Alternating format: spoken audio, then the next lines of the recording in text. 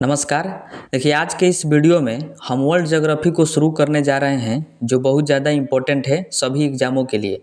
तो देखिए, हम सबसे पहले ब्रह्मांड के बारे में पढ़ेंगे और इसके बारे में हम सब कुछ जो है अच्छे से समझेंगे, डायग्राम से तथा इमेज के माध्यम से भी हम इसको समझने का प्रयास करेंगे ताकि आपको अच्छे से समझ में आ जाए। तो चलिए अब वीडियो को शुरू करते हैं।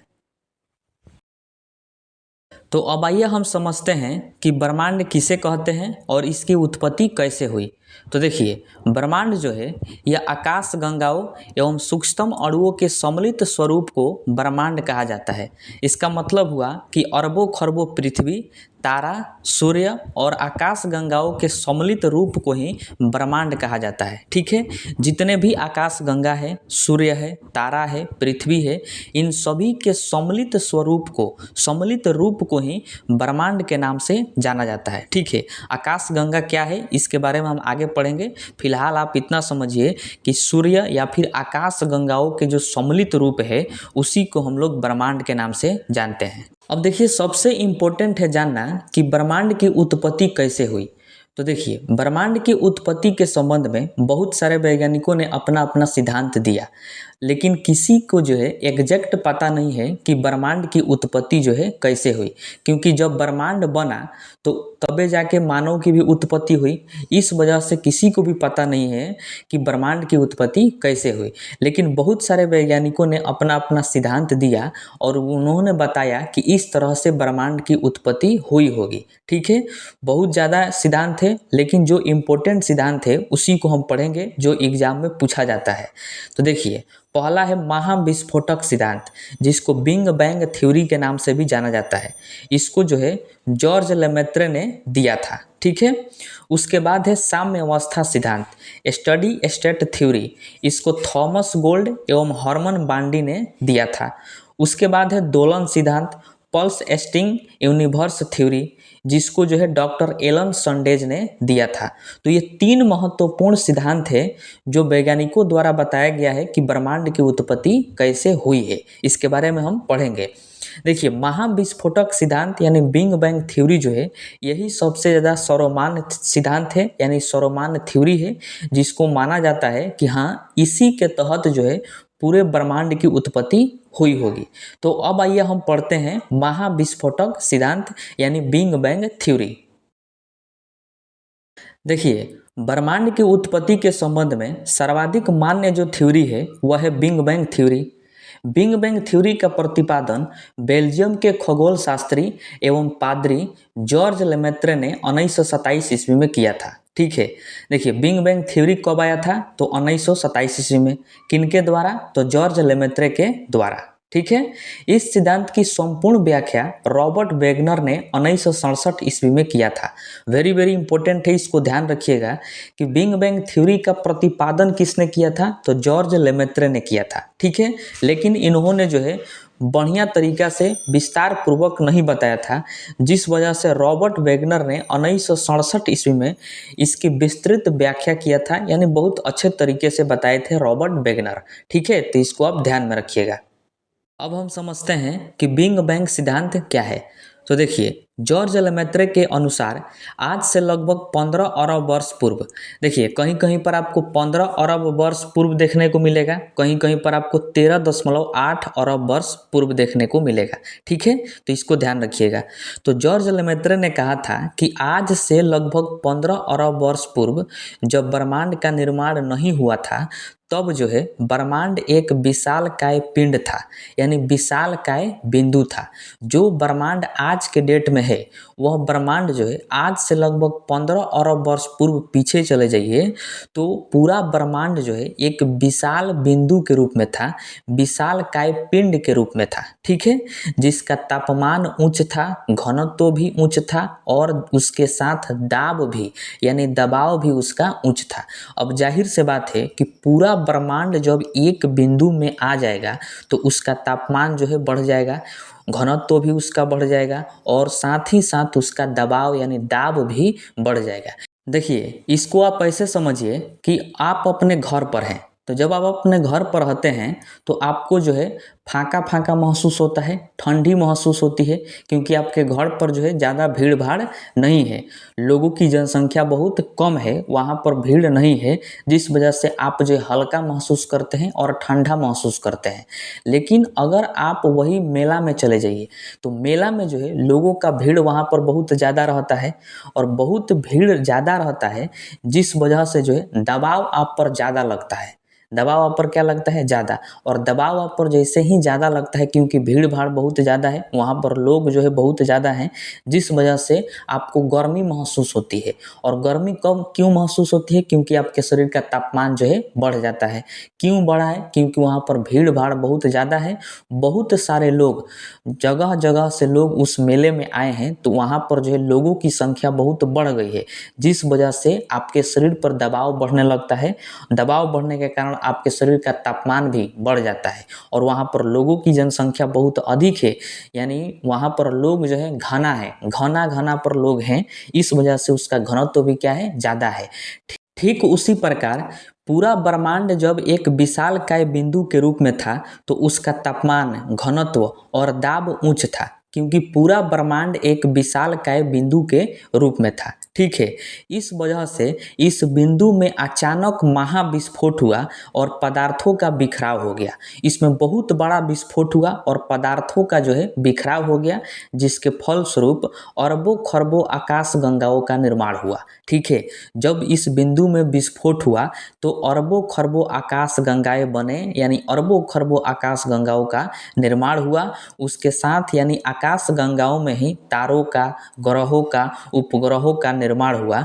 उसी के सम्मिलित रूप को ही हम लोग ब्रह्मांड कहते हैं। ठीक है, जो आप शुरू में पढ़ें कि तारे, ग्रह, उपग्रह, पृथ्वी, सूर्य, इन सभी के सम्मिलित रूप को क्या कहा जाता है? ब्रह्मांड। क्योंकि जब विशालकाय बिंदु में महाविस्फोट हुआ था, यानी जो विशालकाय बिंदु जब फटा था, तो जो है ग्रह, उपग्रह यानी आकाश गंगाओं का, अरबों खरबों आकाश गंगाओं का निर्माण हुआ था। ठीक है, तो इसी को जो है बिग बैंग सिद्धांत यानी बिग बैंग थ्योरी के नाम से जाना जाता है, और यही सौरमान थ्योरी है। इसी को माना जाता है कि बिग बैंग सिद्धांत के तहत ही पूरे ब्रह्मांड का निर्माण हुआ था। ठीक है, देखिए, ब्रह्मांड के निर्माण होने से पहले जो ब्रह्मांड एक बिंदु के रूप में था उसे एकक बिंदु कहा गया। बहुत ज़्यादा इम्पोर्टेंट है, इसको ध्यान में रखिएगा, इससे प्रश्न पूछा जा सकता है कि एकक बिंदु क्या है। ठीक है, तो जो विशालकाय बिंदु में ब्रह्मांड समाया हुआ था उस बिंदु को ही एकक बिंदु के नाम से जाना जाता है। इस महाविस्फोट होने में 1.43 सेकेंड का समय लगा। जो बिंदु में महाविस्फोट हुआ था वो कितने समय में हुआ था? तो 1.43 सेकेंड में हुआ था, और यहीं से समय की शुरुआत हुई। उसके साथ साथ स्थान एवं पदार्थ की भी जानकारी मिली।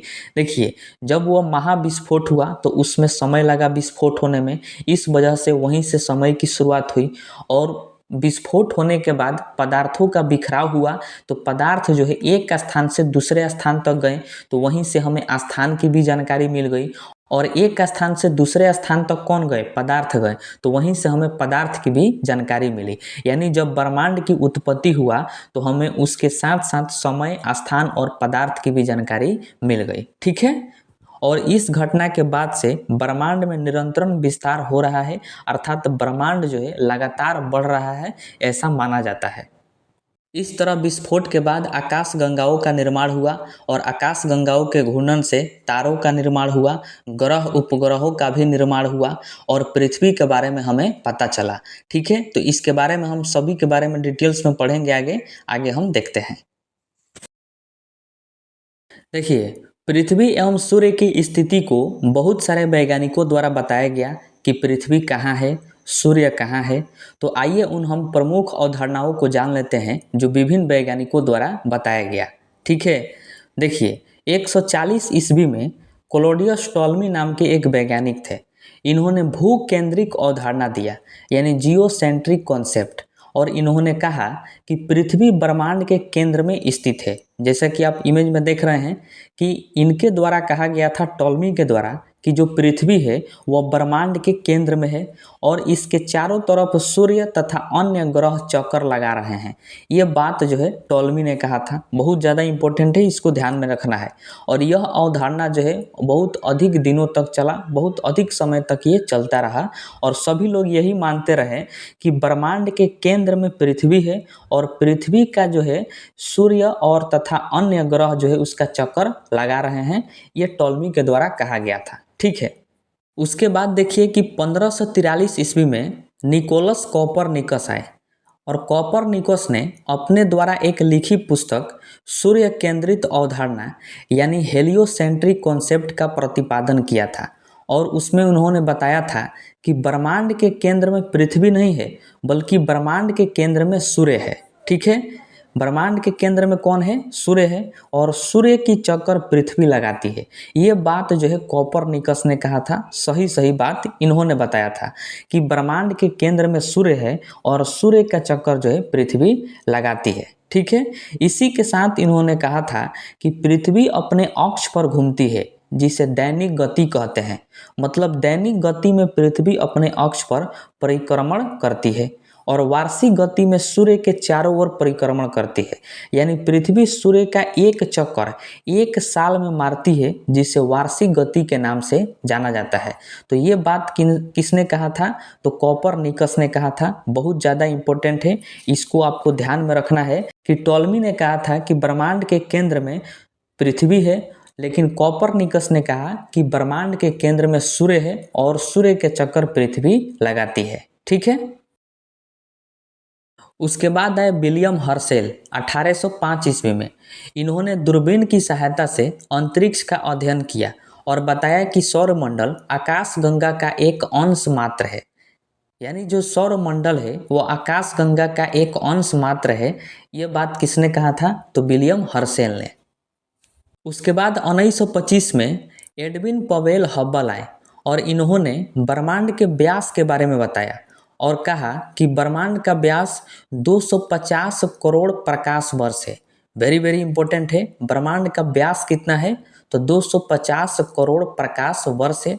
किसने बताया था? तो हब्बल ने। ठीक है, उसके बाद इन्होंने कहा कि ब्रह्मांड में लाखों अरबों खरबों आकाशगंगाएं हैं और ब्रह्मांड का विस्तार आज भी जारी है। ये बात कहे थे हब्बल साहब। ठीक है, उसके बाद देखिए कि 6ठी शताब्दी में ही वारामिहिर आए थे।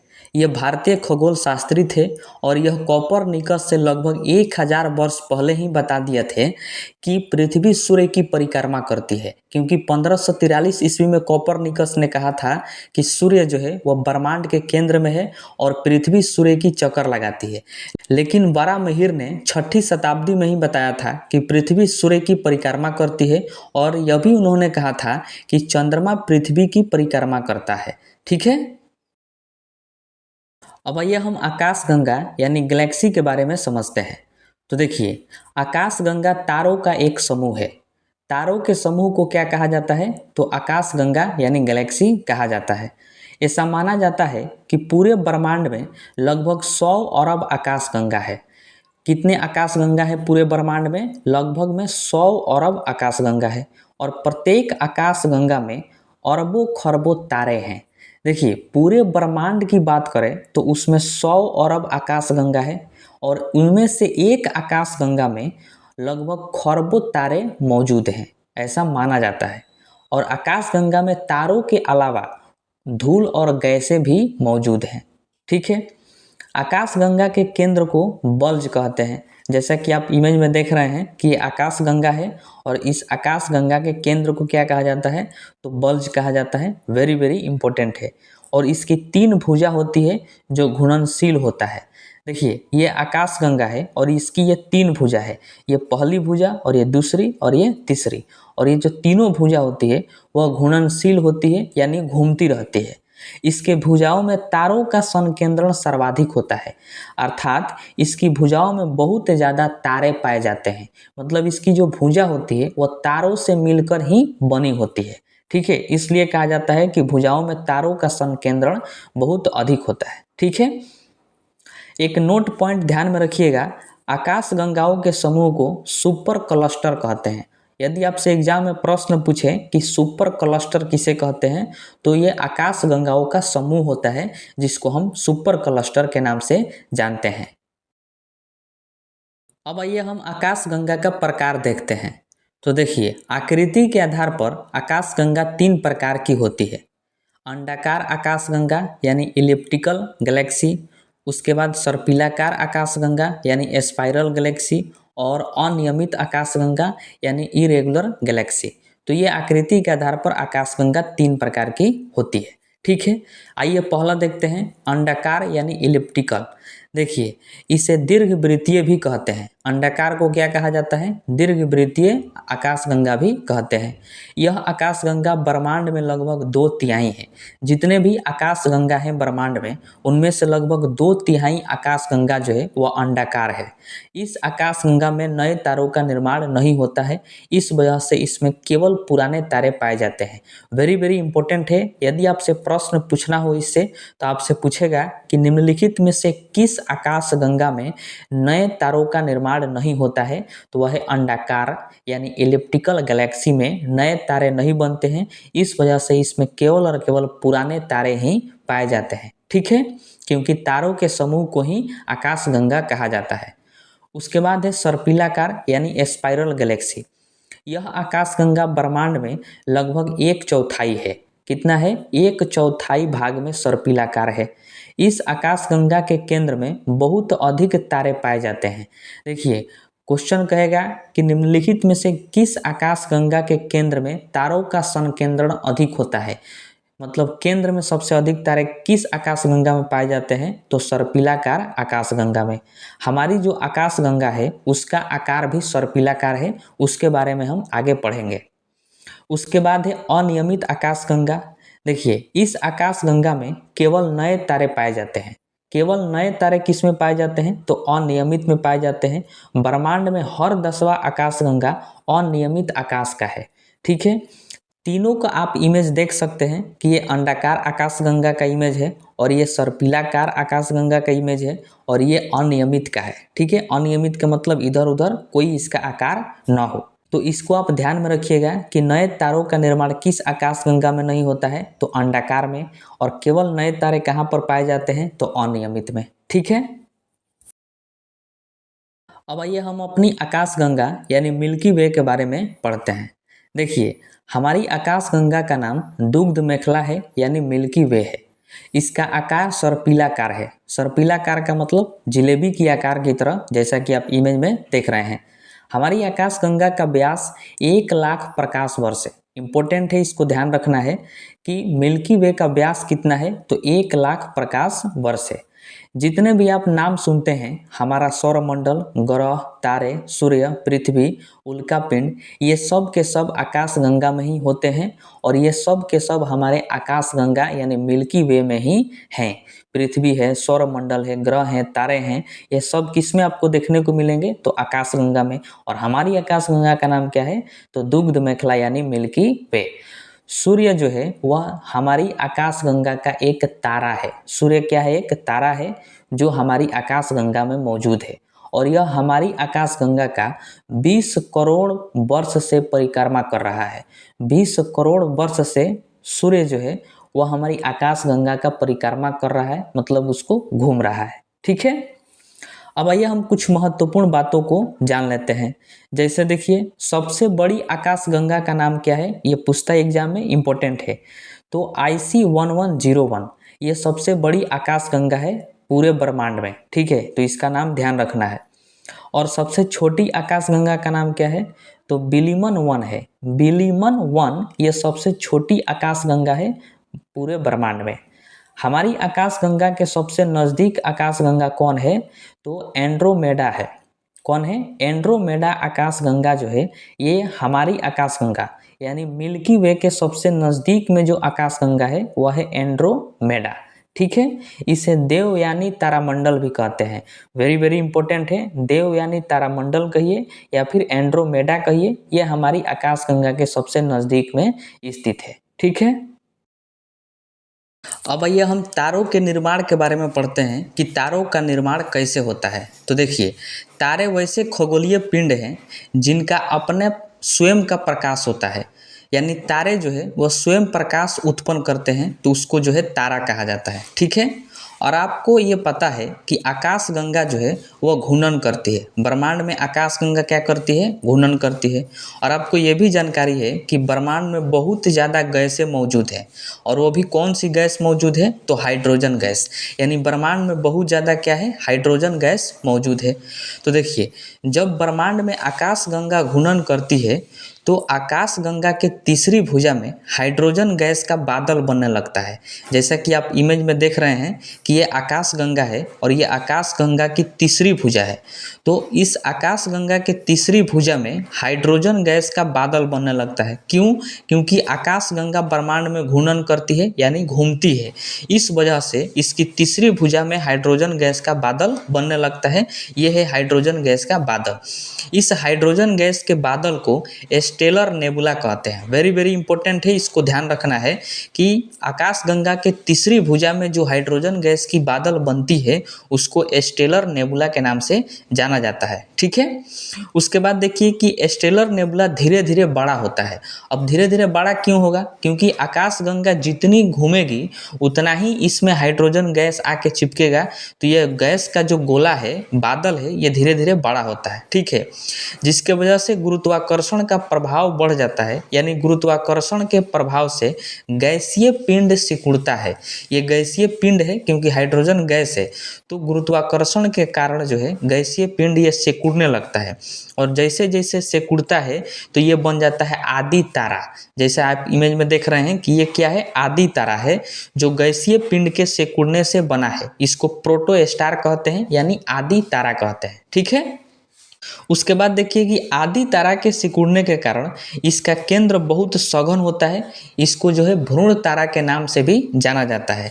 जो ये आदि तारा है, ये गुरुत्वाकर्षण के कारण ये और सिकुड़ता है। आदि तारा गुरुत्वाकर्षण के कारण क्या होता है? और सिकुड़ता है, जिस वजह से आदि तारा का जो केंद्र है, यानी जो इसका बीच वाला भाग है केंद्र, ये पूरा सघन होता है। सघन का मतलब और गजीन हो जाता है, इसलिए इसको हम भ्रूण तारा के नाम से भी जानते हैं। ठीक है। आदि तारा के सिकुड़ने के कारण गैसों का जो परमाणु होता है वो पास पास आने लगते हैं। देखिए, जैसे जैसे आदि तारा सिकुड़ता है तो जो ये तो गैस है, क्योंकि हाइड्रोजन गैस से ही आदि तारा बना है, तो आदि तारा जैसे जैसे सिकुड़ता है तो जो गैस में परमाणु है उनके परमाणु पास पास आने लगते हैं। क्योंकि जितना सिकुड़ेगा तो परमाणु पास पास आएंगे, तो पास पास आने से जो है एक दूसरे से वो जुड़ने लगते हैं, तो उसको जो है नाभिकीय संलयन की प्रक्रिया कहा जाता है। देखिए, एक होता है नाभिकीय संलयन की प्रक्रिया और एक होता है नाभिकीय विखंडन की प्रक्रिया। नाभिकीय संलयन की प्रक्रिया में कोई भी चीज़ जुड़ता है और नाभिकीय विखंडन की प्रक्रिया में कोई भी चीज़ जो है फट जाता है, यानी विखंडित हो जाता है। तो सिकुड़ने के कारण, आदि तारा के सिकुड़ने के कारण जो गैस के परमाणु हैं वो पास पास आते हैं, अर्थात नाभिकीय संलयन की प्रक्रिया चालू हो जाती है। क्योंकि परमाणु एक दूसरे में जुड़ने लगते हैं, इस वजह से नाभिकीय संलयन की प्रक्रिया प्रारंभ हो जाती है, जिसके फलस्वरूप हाइड्रोजन जो है वो हीलियम में बदल जाता है। क्योंकि आदि तारा जो है ये हाइड्रोजन गैस का ही आदि तारा बना है, तो हाइड्रोजन गैस किस में बदल जाता है? हीलियम में बदल जाता है, जैसे जैसे आदि तारा सिकुड़ता है। तो ठीक है, इससे बहुत अधिक ऊर्जा मुक्त होती है। क्योंकि हाइड्रोजन जो है हीलियम में बदला है, इस वजह से बहुत ज़्यादा ऊर्जा मुक्त होती है, एवं इसके अंदर जो है तापमान और दबाव अत्यधिक बढ़ जाता है, और उसी अवस्था को तारा के नाम से जाना जाता है। क्योंकि तापमान अधिक बढ़ जाता है, ऊर्जा अधिक बढ़ जाता है और दबाव भी अधिक बढ़ जाता है, जिस वजह से ये जो है चमकने लगता है। चमकने के कारण जो है ये तारा का रूप ले लेता है, जैसा कि आप इमेज में देख रहे हैं। जैसे इसको हम फिर से समझते हैं कि आकाशगंगा जो है यह ब्रह्मांड में घूर्णनशील होता है, यानी घूर्णन करता है, घूमता है। तो हाइड्रोजन गैस का बादल जो है आकाशगंगा के तीसरी भुजा में बन जाता है। उस हाइड्रोजन गैस के बादल को स्टेलर नेबुला कहते हैं, जैसा कि आप इमेज में प्रॉपर तरीके से देख सकते हैं। ठीक है। अब ये हाइड्रोजन गैस का जो बादल है, यानी स्टेलर नेबुला है, ये गुरुत्वाकर्षण के कारण ये सिकुड़ता है और सिकुड़ कर आदि तारा का रूप रूप ले लेता है। ये है आदि तारा, क्योंकि हाइड्रोजन गैस जैसे जैसे सिकुड़ेगा तो ये बन जाएगा आदि तारा यानी प्रोटोस्टार, और इसी को हम भ्रूण तारा के नाम से भी जानते हैं। ठीक है, आदि तारा के सिकुड़ने के कारण यानी फिर आदि तारा गुरुत्वाकर्षण के कारण सिकुड़ता है। तो जैसे जैसे आदि तारा सिकुड़ता है तो जो हाइड्रोजन गैस के परमाणु हैं वो पास पास आने लगते हैं, क्योंकि जितना सिकुड़ेगा उतना ही पास पास आएगा। तो हाइड्रोजन गैस के परमाणु पास पास आने लगते हैं, तो जैसे पास पास आएंगे तो एक दूसरे में जुड़ेंगे, तो जुड़ने की प्रक्रिया को नाभिकीय संलयन कहा जाएगा। परमाणुओं के जुड़ने की प्रक्रिया क्या कहेंगे? नाभिकीय संलयन। यानी जैसे जैसे सिकुड़ता है आदि तारा तो गैसों के परमाणु पास पास आते हैं, यानी नाभिकीय संलयन की प्रक्रिया चालू हो जाती है। ठीक है, जिसके फलस्वरूप हाइड्रोजन जो गैस है वह हीलियम में बदल जाता है। हाइड्रोजन किस में बदल जाता है? हीलियम में। जैसे ही हाइड्रोजन हीलियम में बदलता है तो बहुत अधिक ऊर्जा मुक्त होती है, बहुत अधिक तापमान हो जाता है, बहुत अधिक दबाव हो जाता है, जिसके कारण आदि तारा जो है वो चमकने लगता है। और जैसे चमकता है तो उसी को हम लोग तारा के नाम से जानते हैं, यानी स्टार के नाम से जानते हैं। ठीक है, यानी आपको ये समझना है कि तारों का निर्माण बेसिकली देखा जाए तो आदि तारा से हुआ है। किससे हुआ है? आदि तारा से ही तारों का निर्माण हुआ है। अब आइए हम तारों का जीवन चक्र देखते हैं, यानी तारे जो हैं वो किस किस अवस्था से गुजरते हैं। तो इसको ध्यान से समझिएगा, बहुत ज़्यादा इम्पोर्टेंट है। तो अभी आप पढ़ें कि आदि तारा से ही तारों का निर्माण होता है। ठीक है, अभी आपको बताया गया।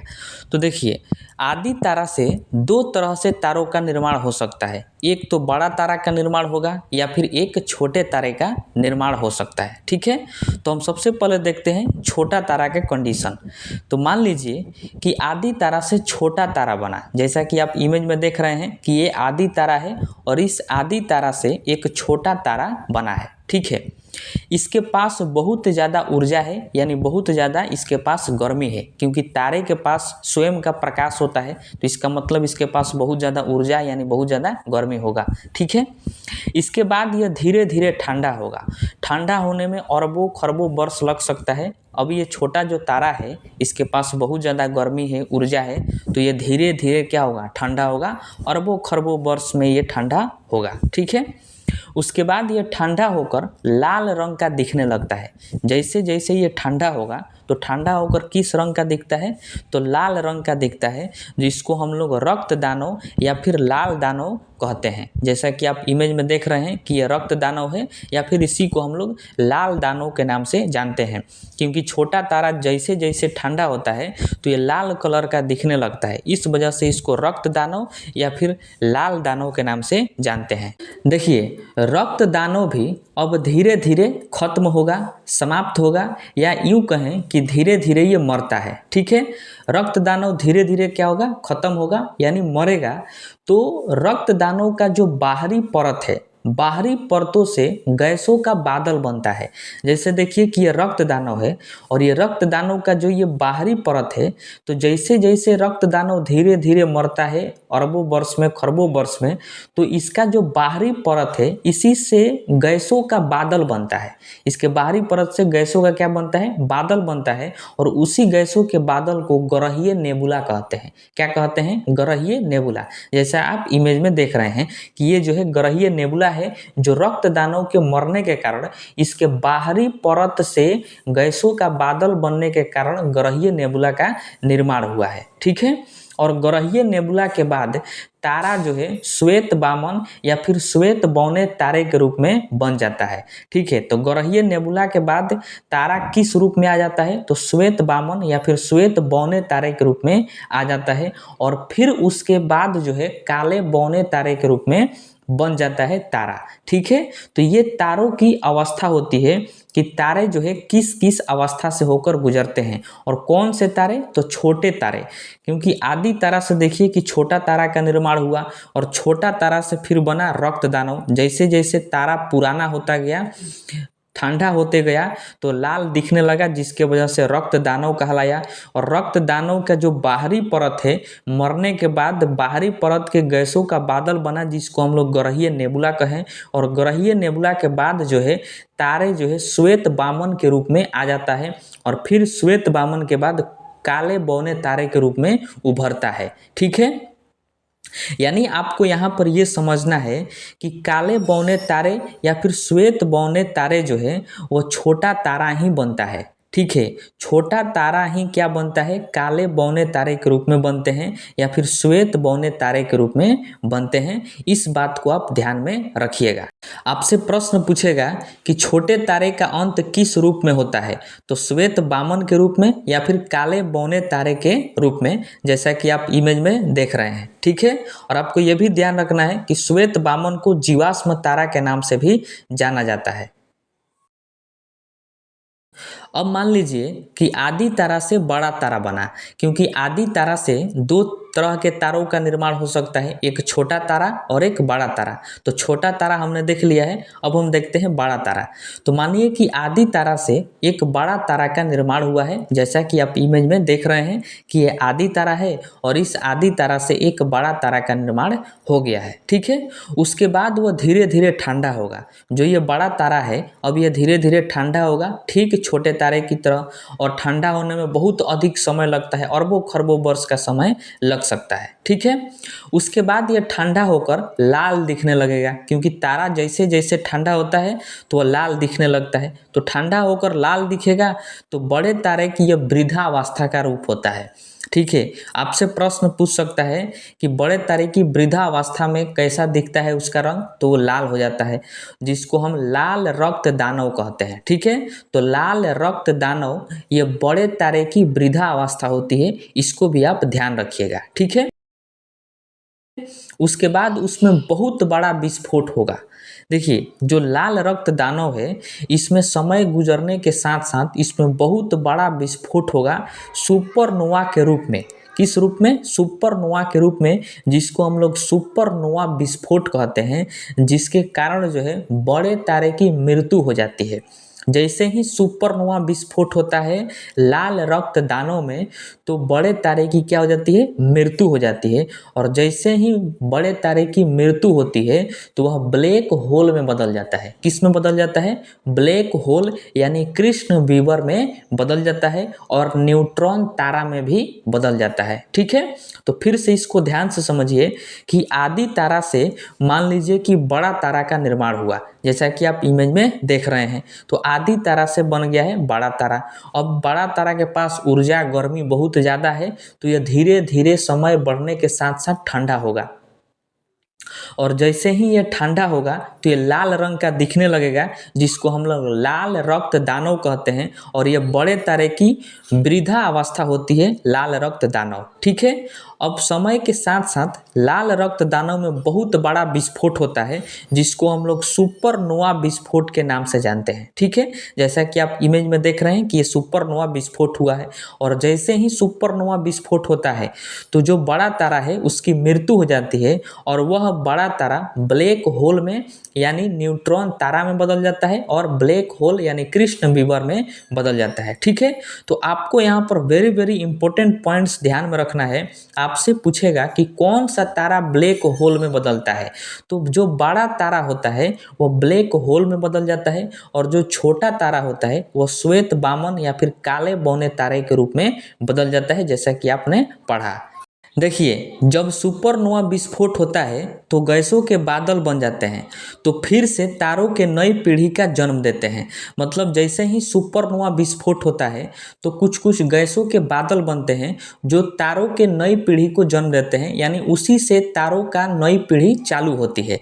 जैसे आप बिच्छू को देखे होंगे, तो बिच्छू जो है जैसे फटता है तो उसके बाद उसके पेट से बच्चा निकलता है, तो नए बच्चों का जन्म होता है, और जो पहले वाला बिच्छू है वो मर जाता है। ठीक उसी प्रकार जो बड़ा तारा है तो उसमें सुपरनोवा विस्फोट होता है, और सुपरनोवा विस्फोट के बाद गैसों का बादल बनता है, उसी से नई तारा बनता है। ठीक है, लेकिन सुपरनोवा विस्फोट के बाद तारों का जो अंतिम रूप है वह ब्लैक होल में बदल जाता है, जो बड़ा तारा होता है वह। ठीक है, सुपरनोवा विस्फोट के बाद सुपरनोवा के बचे केंद्रीय भाग से न्यूट्रॉन तारा का जन्म होता है। इसको भी आप ध्यान रखिएगा, इंपॉर्टेंट है कि जो सुपरनोवा विस्फोट होता है तो उसका जो केंद्रीय भाग बनता है उसी से जो है न्यूट्रॉन तारा का जन्म होता है। ठीक है, तो बड़ा तारा का अंत किस रूप में होता है, तो ब्लैक होल के रूप में होता है, यानी इसको हिंदी में कहते हैं कृष्ण विवर। ठीक है, ब्लैक होल जो है यह बहुत शक्तिशाली गुरुत्वाकर्षण वाला पिंड है जो प्रकाश को भी आकर्षित कर लेता है। काला कलर का होता है जैसा आप इमेज में देख रहे हैं, तो यह प्रकाश को भी आकर्षित कर लेता है ब्लैक होल। ठीक है, देखिए न्यूट्रॉन तारा को पल्सर भी कहा जाता है, तो इसको आप ध्यान रखना है, और ब्लैक होल को कृष्ण विवर के नाम से जानते हैं। ठीक है, अभी आप देखें कि कुछ तारे श्वेत वामन में बदल गए तो कुछ तारे ब्लैक होल में बदल गए, और तारे एक ही हैं, तो हम कैसे पता करेंगे कि कौन सा तारा ब्लैक होल में बदलेगा या फिर कौन सा तारा श्वेत वामन में बदलेगा। तो देखिए इसको बताने के लिए एक वैज्ञानिक है जो भारतीय वैज्ञानिक थे जिनका नाम था चंद्रशेखर, और इन्होंने चंद्रशेखर सीमा तय किया। तो देखिए चंद्रशेखर सीमा क्या है। चंद्रशेखर सीमा सूर्य के द्रव्यमान का लगभग 1.44 गुना द्रव्यमान है। ठीक है, ये सूर्य के द्रव्यमान का लगभग कितना है, 1.44 गुना द्रव्यमान है। देखिए किसी भी तारे का भविष्य उसका द्रव्यमान तय करता है कि उसका भविष्य कितना होगा, वो उसका द्रव्यमान तय करेगा। यदि किसी तारे का द्रव्यमान चंद्रशेखर सीमा से कम होता है, चंद्रशेखर सीमा से कम होता है, तो वह मृत्यु के पश्चात, यानी जैसे जैसे वो मरेगा मृत्यु के बाद श्वेत वामन या फिर काला वामन में बदल जाएगा। तथा किसी तारे का द्रव्यमान यदि चंद्रशेखर सीमा से अधिक होता है तो वह सुपरनोवा विस्फोट होगा। सुपरनोवा विस्फोट के बाद वह न्यूट्रॉन तारा या फिर ब्लैक होल में बदल जाएगा। ठीक है, जैसे देखिए अगर किसी तारे का द्रव्यमान चंद्रशेखर सीमा से कम होता है, यानी 1.44 गुना से कम होता है, तो मृत्यु के बाद जो है काला वामन में या फिर श्वेत वामन में वो बदल जाएगा। और यदि किसी तारे का द्रव्यमान चंद्रशेखर सीमा से अधिक होता है, यानी 1.44 गुना से अधिक होगा, तो उसमें सुपरनोवा विस्फोट होगा अंत के समय में, और सुपरनोवा विस्फोट के बाद वह न्यूट्रॉन तारा या फिर ब्लैक होल में बदल जाएगा। जैसे अपना जो सूर्य है उसका द्रव्यमान जो है 1.44 गुना से कम है, यानी चंद्रशेखर सीमा से सूर्य की द्रव्यमान क्या है, कम है। इस वजह से सूर्य जो है यह ब्लैक होल में नहीं बदलेगा, क्योंकि चंद्रशेखर सीमा से जिस तारे का द्रव्यमान कम होता है वह अंत के बाद काला वामन या फिर श्वेत वामन में बदलता है। तो ठीक उसी प्रकार सूर्य भी एक तारा है, और सूर्य का जो द्रव्यमान है वो 1.44 गुना से कम है। इस वजह से जब सूर्य का अंत होगा तो यह ब्लैक होल में न बदल के यह श्वेत वामन या फिर काला वामन में बदल जाएगा। तो इसको आप ध्यान में रखिएगा, यह प्रश्न जो है पूछा जाता है। ठीक है, और सूर्य का 5 अरब वर्ष जीवन जो है शेष बचा हुआ है, इसको भी आप ध्यान में रखिएगा। तो ये है चंद्रशेखर सीमा। अब आइए हम जानते हैं कि रंगों के अनुसार तारों का तापमान कैसे ज्ञात करते हैं। तो देखिए ये एक चार्ट दिया गया है, एक तरफ है क्रम संख्या, दूसरी तरफ तारों का रंग दिया गया है कि किस किस रंग का तारा हो सकता है, उसके बाद दिया है तापमान केल्विन में। तो देखिए तारों के तापमान के द्वारा उसकी आयु का अनुमान लगाया जा सकता है। मतलब तारों का तापमान को देखकर, तापमान पता करके हम बता सकते हैं कि तारों की आयु कितनी है, ये कितने अधिक समय तक रह सकता है, या फिर इसका कितना जीवन जो है शेष बचा हुआ है। ठीक है, तो रंग देखकर, तापमान देखकर जो है बताया जा सकता है। और आपको ये भी पता है कि तारा जो है जैसे जैसे लाल हो जाता है ठंडा होकर, तो उसकी अंत की स्थिति होती है। जैसे देखिए इस चार्ट में कि तारों का रंग दिया है, नीला है तो उसका तापमान बहुत अधिक होगा, नीला श्वेत है तो उससे थोड़ा सा कम हो जाएगा तापमान, श्वेत है तो और कम हो जाएगा, श्वेत पीला है तो और कम हो जाएगा, पीला है तो और कम हो जाएगा, नारंगी है तो थोड़ा कम हो जाएगा, और लाल है तो बहुत ही उसका तापमान जो है कम हो जाएगा, लगभग 2000 केल्विन हो जाएगा, यानी बहुत कम तापमान हो जाएगा। यानी जैसे तारे जो है तारों का रंग जैसे ही लाल होता है तो हम ये कह सकते हैं कि उसकी जो है अंत बहुत जल्द होने वाली है, क्योंकि तारों का जब लाल रंग हो जाता है तो उसकी अंत जो है बहुत कम समय में हो जाती है। ठीक है, इसलिए तारों के तापमान के द्वारा उसकी आयु का पता लगाया जा सकता है। तारों का तापमान जितना कम होगा उसकी अंत भी उतने ही जल्द होगी, क्योंकि तापमान जैसे जैसे कम होगा तो वह ठंडा होगा, ठंडा होकर लाल दिखने लगेगा, और लाल जैसे दिखेगा तो लाल रक्त दानों के रूप में हो जाएगा। अगर बड़ा तारा होगा तो उसमें विस्फोट होगा, और छोटा तारा होगा तो ग्रहीय नेबुला का निर्माण करेगा। ठीक है, अब आइए हम कुछ महत्वपूर्ण प्रश्नों को देख लेते हैं जो बार बार एग्जाम में पूछा जा चुका है।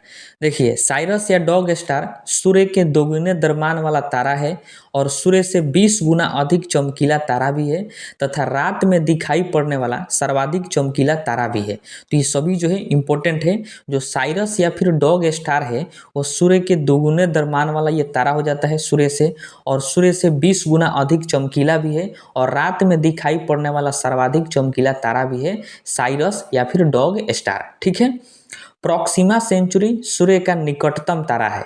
देखिए, सूर्य का निकटतम तारा वेरी वेरी इंपॉर्टेंट प्रश्न है, कौन सा है, तो वह है प्रॉक्सिमा सेंचुरी, जो सूर्य से लगभग 4.2 प्रकाश वर्ष दूर है। ठीक है, उसके बाद देखिए, हमारी आकाशगंगा का सबसे चमकीला तारों का समूह कौन सा है, तो ओरियन नेबुला है। ओरियन नेबुला समूह जो है ये हमारी आकाशगंगा यानी मिल्की वे का सबसे चमकीले तारों का समूह है।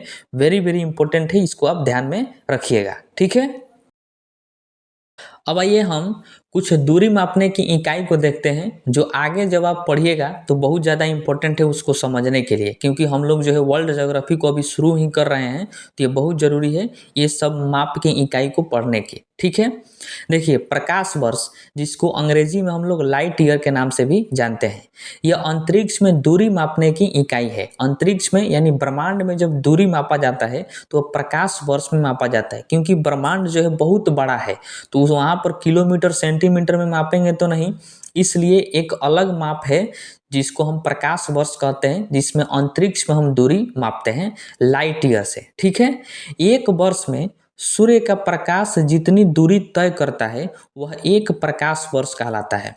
मतलब जो सूर्य का प्रकाश है वो आता है तो वह दूरी तय करता है कि नहीं तय करता है, उसी तरह वह ब्रह्मांड में भी दूरी तय करता है, तो एक वर्ष में जितनी दूरी तय करेगा उसी को एक प्रकाश वर्ष कहा जाता है। और आपको ये भी पता है कि प्रकाश का जो वेग होता है वो 3 लाख किलोमीटर पर सेकेंड होता है, यानी वह एक सेकेंड में प्रकाश 3 लाख किलोमीटर की दूरी तय करता है, और वह उसी तरह एक साल में कितना दूरी तय करेगा उसी को हम लोग कहते हैं एक प्रकाश वर्ष। ठीक है, इसको आप समझ गए होंगे। देखिए, आपको ध्यान क्या रखना है कि एक प्रकाश वर्ष बराबर कितना होता है, तो 9.46 गुणे 10 के पावर 5 किलोमीटर यह एक प्रकाश वर्ष बराबर होता है। यदि वही मीटर में पूछे तो 9.46 गुणे 10 के पावर 15 मीटर हो जाएगा। ठीक है, तो ये एक प्रकाश वर्ष बराबर होता है। उसके बाद इकाई है खगोलीय इकाई यानी एस्ट्रोनॉमिकल यूनिट, इसको अंग्रेजी में कहते हैं। देखिए, पृथ्वी एवं सूर्य के मध्य की औसत दूरी को खगोलीय इकाई कहते हैं। पृथ्वी की और सूर्य की इन दोनों के बीच की जो औसत दूरी है उसी को हम लोग खगोलीय इकाई के नाम से जानते हैं। ठीक है, तो बहुत ज़्यादा इंपॉर्टेंट है, ध्यान रखना है कि पृथ्वी और सूर्य के मध्य जो दूरी है उसी को हम लोग खगोलीय इकाई यानी एस्ट्रोनॉमिकल यूनिट के नाम से जानते हैं। ठीक है, अब ये इंपॉर्टेंट है कि एक खगोलीय इकाई बराबर कितना होता है, तो देखिए हम आपको किलोमीटर और मीटर दोनों में बताएंगे। तो एक खगोलीय इकाई बराबर 1.496 गुणे 10 के पावर 8 किलोमीटर होता है, ये किलोमीटर में। वही यदि मीटर में पूछें तो 1.496 गुणे 10 के पावर 11 मीटर होता है। ये एग्जाम में कभी कभी ऑब्जेक्टिव प्रश्न में डायरेक्टली पूछ लिया जाता है कि एक खगोलीय इकाई बराबर कितना होता है। ठीक है, इन दोनों के अलावा भी आप एक याद रख सकते हैं 8 प्रकाश मिनट। एक खगोलीय इकाई बराबर कितना होता है, 8 प्रकाश मिनट। ठीक है, उसके बाद देखिए लास्ट है पारसेक, अंग्रेजी में भी इसको पारसेक ही कहते हैं। यह अंतरिक्ष में दूरी माप की सबसे बड़ी इकाई है अंतरिक्ष में दूरी मापने की जो सबसे बड़ी इकाई है वो कौन है? पार्सेक है। परिभाषा से भी प्रश्न पूछा जा सकता है कि अंतरिक्ष में या फिर ब्रह्मांड में दूरी मापने की सबसे बड़ी इकाई को क्या कहा जाता है? तो पार्सेक कहा जाता है। तो एक पार्सेक बराबर कितना होता है? 3.084 गुणे 10 के पावर 16 मीटर। ये एक पार्सेक बराबर होता है, ठीक है, ध्यान रखना है। या फिर 3.26 प्रकाश वर्ष, ये एक पार्सेक। ध्यान रखिएगा, प्रकाश वर्ष भी जो है अंतरिक्ष में दूरी मापने की इकाई है, और पार्सेक जो है ये भी दूरी मापने की इकाई है अंतरिक्ष में, लेकिन सबसे बड़ी दूरी मापने की इकाई हो जाती है पार्सक। और एक पार्सेक बराबर 3.26 प्रकाश वर्ष होता है, या फिर 3.084 गुणे 10 के पावर 16 मीटर होता है, ठीक है।